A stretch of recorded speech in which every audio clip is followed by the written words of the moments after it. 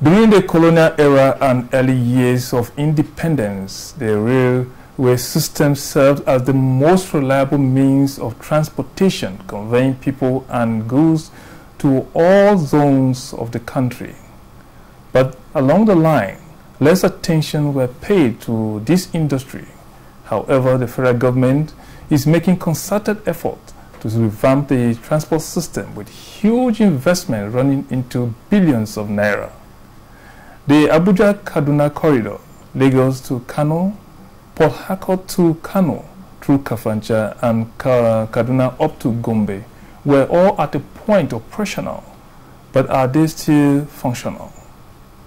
Efforts are also on ground to expand the train services to almost every part of the country and even to other parts of Africa to boost economic.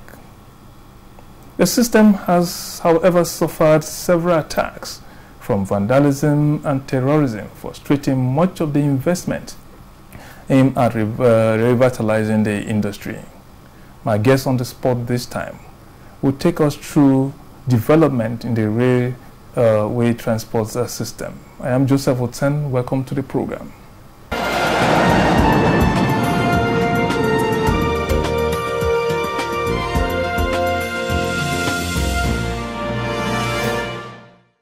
Now, my guest on the spot this time is a qualified electrical engineer with significant achievements in the field of electrical, mechanical, telecommunication, ICT installation, maintenance, and repair of electrical equipment and rail transport. He holds a bachelor's degree in electrical engineering and subsequently obtained specialized training in public-private partnership. He is a member of many professional bodies, including Fellow, Nigerian Institute of Mechanical Engineering, Chartered Institute of Transport and Logistics, Institute of Strategic Management, and a member of the Nigerian Society of Engineers. He started his career as a mechanical and electrical engineer in the 1980s with the Nigerian Railway Corporation and rose to the position of district manager, mechanical and electrical, and director, signal and telecommunication of the corporation. On the spot is the managing director and chief executive officer, Nigerian Railway Corporation, Fidet Okhiria. Nice to have you. Thank you. It's my pleasure being here. Thank you very much. We'll start, obviously, when the president made a statement, subsidy is gone. Many Nigerians went haywire, wondering what is going to happen. Inflation went up immediately. But one key area that people, a lot of experts have identified that will solve this issue is the transport system, especially the railway system, where Nigeria was making a lot of effort to push up. Yeah. What came to your mind when you heard that? No, you see, fortunately, I'm one of the advocates who don't believe that we should subsidize the fuel, right, for a long time. And I believe, you see, when you subsidize fuel, it's a portion of Nigerians that get the benefit. But when you allow it to go at the market price, because you don't forget at the time, they said there was nothing being subsidized, that was something fraudulent. At least to remove that and make people might be at rest, the subsidy. The president said the subsidy is gone and we have to find a way of ameliorating other problems. And rail being the mass mover of both people and goods, believe that we can play a huge role in relieving this and by ensuring and expanding the rail sector to meet with the mandate that is actually set up to achieve. And I think I'm lucky that during my time the rail expansion came up full swing, and we were able to deliver some of those presents that make people talk about rail non-stop. The Itakbe worry that has lasted 35 years came upstream, and people continue to patronize, and luckily we have some products we are moving. The pipe, the AKK came on. We are supporting them by moving the pipes from Warri to Itakbe. Then the Kaduna Abuja also came on, and it became the darling of Nigeria.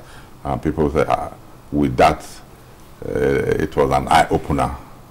Even when we started Kaduna Abuja, I was saying, why not from Lagos?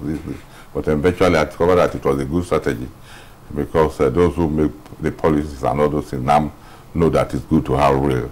They became our major base, and they were using the rail, and know it's quite good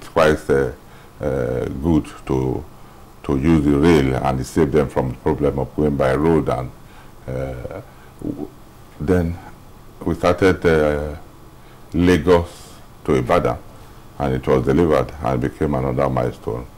So what we intend to do is that you have to do, rail is run on distance and volume.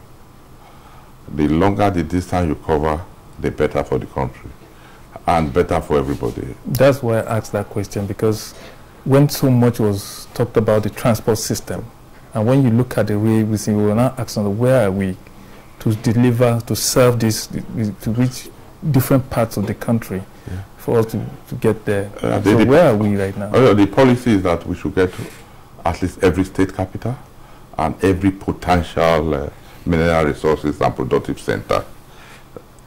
That was the policy created some years back during the time of our President Obasanjo. But unfortunately, we could not do anything till later on. The previous other administration came, touched it. Abuja Kaduna came up, and Yaradua, for good luck, started that. And the Buhari regime came, finished it up, expanded it by not just going back to the Itakbe Warri, that is 312 kilometers, the longest modernized track we have.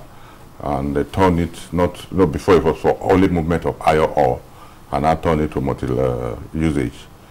But any product can move on it, the passenger, and Lagos. And we are doing Kaduna Kano.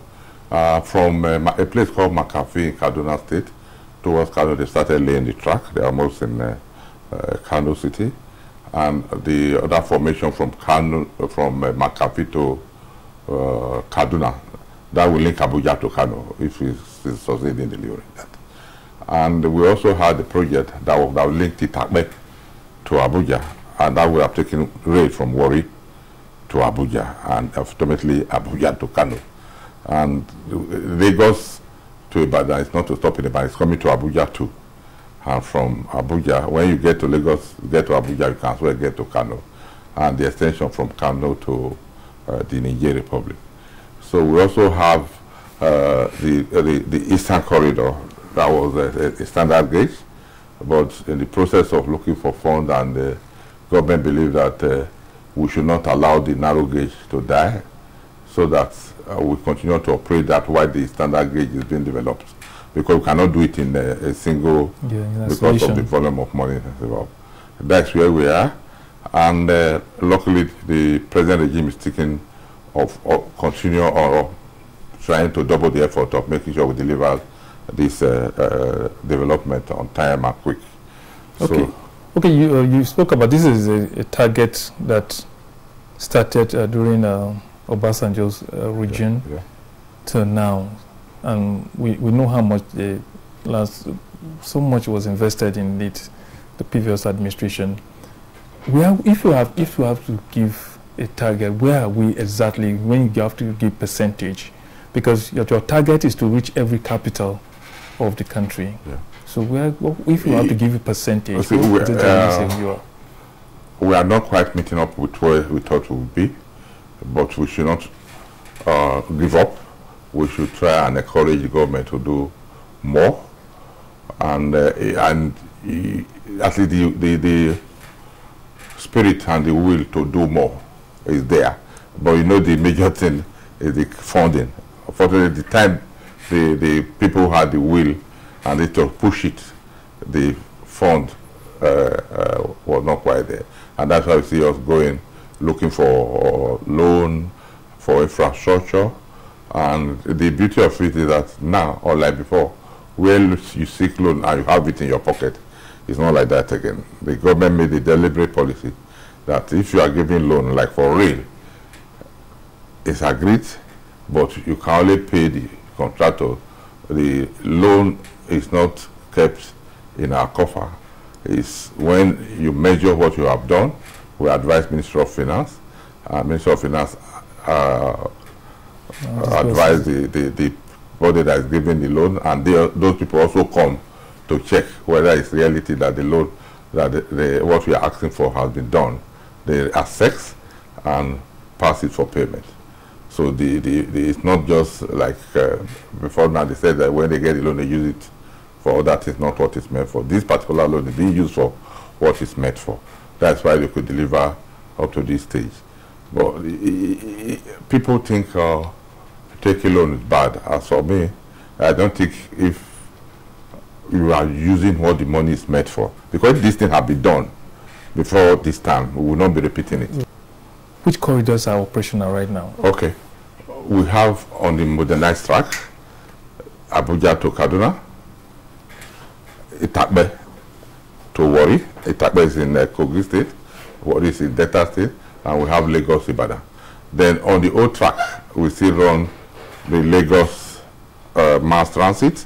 It moves a lot of people, and we are hoping we are doing Lagos to Kano on the narrow gauge before this banditry list will start. But with the President Minister encouraging us to come back, and is making the necessary contact to make sure that appropriate security we get appropriate security between Kaduna, Minna and Kaduna, where he will have those security challenges. Okay, the President just a few days ago made a statement where transport fare cut to 50% and then the rail system free. Yeah. And that's what government. You talked about funding, and I know you must have been investing so much in putting infrastructure, and so probably you were not. I don't know whether you were ready to say you have the resources to render these free services. When you heard that statement, no, I had a pre-knowledge of it.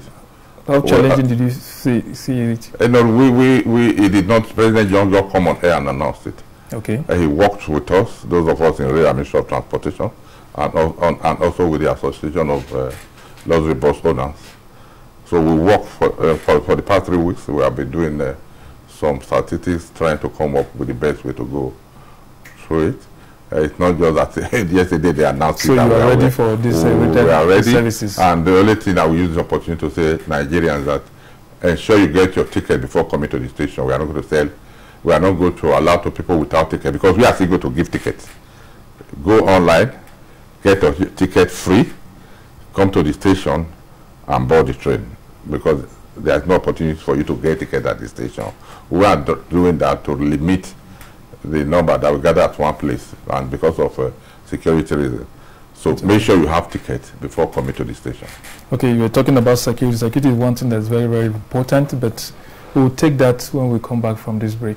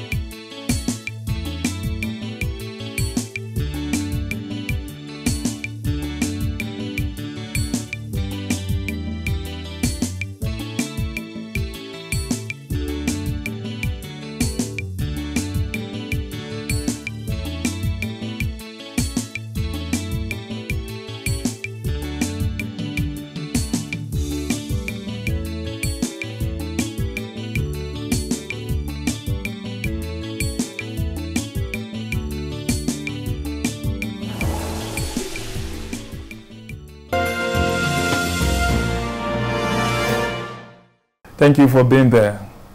It is On the Spot with Managing Director, Chief Executive Officer of the Nigerian Railway Corporation, Fidet, Okhiria.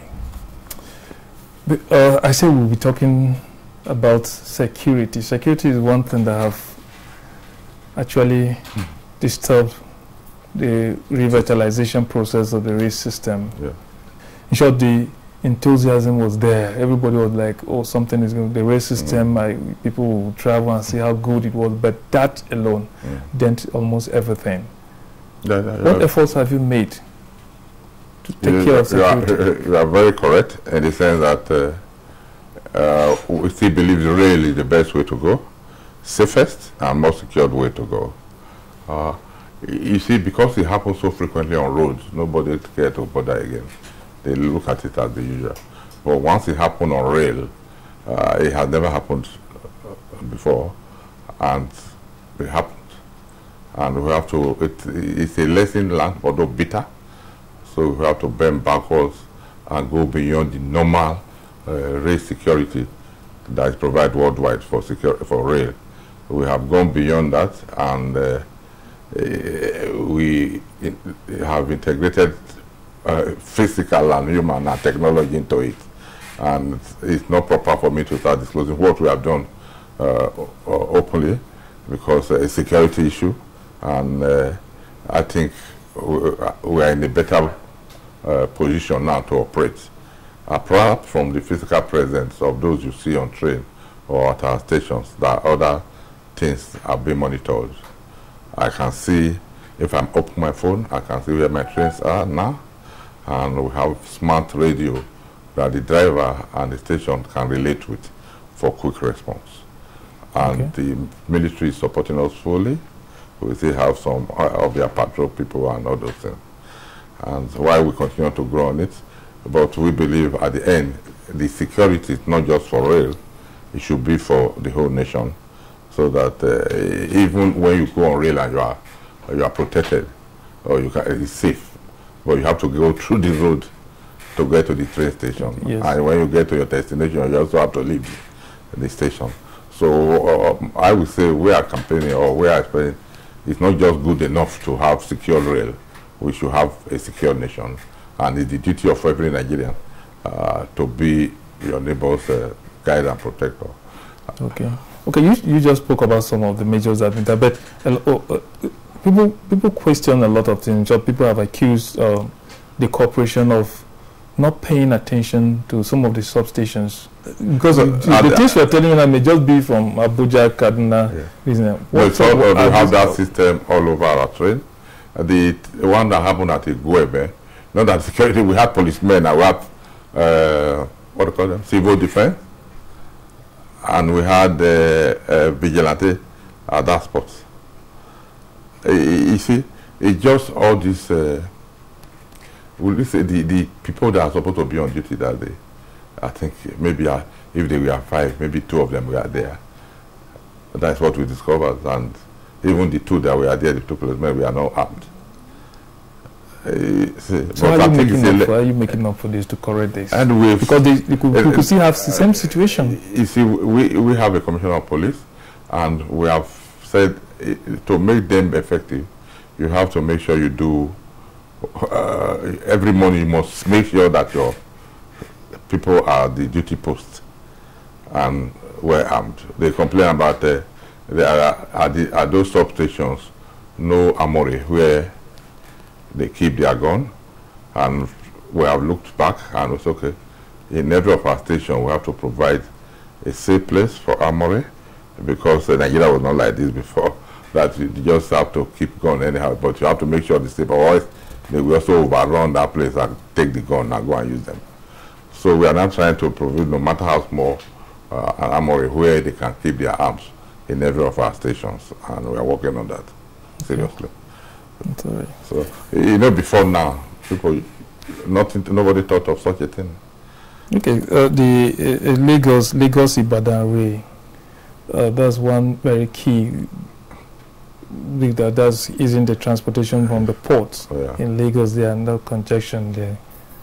How smooth is that? How, given the significance and importance of that particular reason, how smooth is it?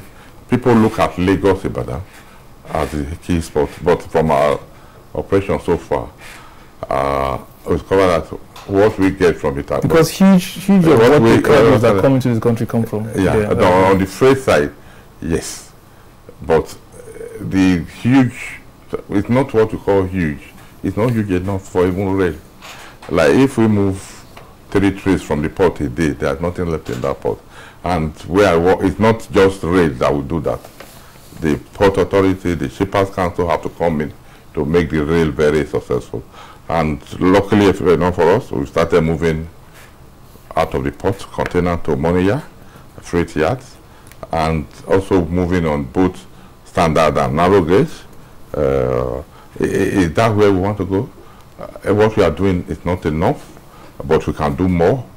But you have to have take two to tango. You have to have the people who are willing to run on rail. But also, I'm not blaming them, because presently it's multiple handling that we have.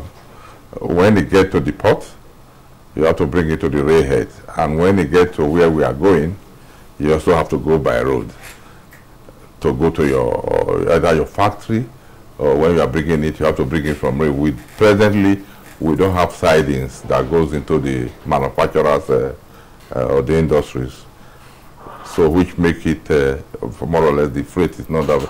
So, but we are bent backwards to make sure we reduce our costs of moving by rail, and we're also talking to the other people to reduce their costs, so that what we are trying to do is to show we protect our roads, so that you don't do the road today, tomorrow is bad. So if you move shift the heavier to go by road, definitely those truckers will still have business to do. Instead of running from Ibadan to Lagos, you can run from Ibadan to the express road where you have the factory. You can run from Ibadan to Oshobo, and the owner of those vehicles will be able to monitor it. The vehicle will last longer. The drivers will also live longer. They will not be fatigued. So we are meeting every day and trying to see how we can improve on our operations and delivery. Okay, I want us to look at this issue of vandalism again. A lot of people have argued that vandalism of such magnitude, or that kind of profile of vandalism that takes place, it's not just done by it won't be done by an ordinary person. They believe that people could be insiders. What are your investigations showing? What are they revealing in terms of this should not be happening on the inside? It should not be happening. I don't want to say some people are hell-bent. You see, we try to say we should manufacture iron and all those things, and people now tend to come to rail to take the iron and go and roll them over to iron rods, and they send I don't want to say the hungry people, to go to the bush and start removing clips and rail. And we've been arresting these people, But my question to the security is that we've been arresting these people, or hundreds of them. Why haven't we find out where they take them to? At least if you find out where they take them, who are their patrons, if there is no market for it, they will not come back and vandalize. We are still working on that, and we are seeing how we can convince the security people to take it just by, say, we arrest people on the road with truck. Why won't we monitor them to see where those trucks are heading to? Okay, we don't have much time, but I want you to give us a parting word here. When you look at the rail transport system in the Western world, you see it's like everything just looks so beautiful. That's one of the most preferred transport systems we have around the world. With any chance Nigeria will get there? No, we'll get there if we decide to take the pain. You know, as they say, no pain, no gain without pain. We have to take the pain and do it. We shouldn't be deliberate in doing it. I tell people, if we have done whatever this present democracy 20-something years, so for the last 8 years we have delivered Abuja, Kaduna, Lagos, Ibadan, and Itakbe Warri that was there for 35 years.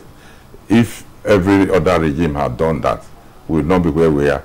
Because you cannot talk about the economy without good logistics, and you cannot talk about good logistics without the means of moving people mass and moving the product, raw and finished product, mass at a cheaper rate. Thank you so much, Managing Director, Nigerian Railway Corporation, Fidet Okhiria. Thank you. It's my pleasure to be here. I appreciate it. And thank you too out there for watching. We'll see you on the next episode. Goodbye.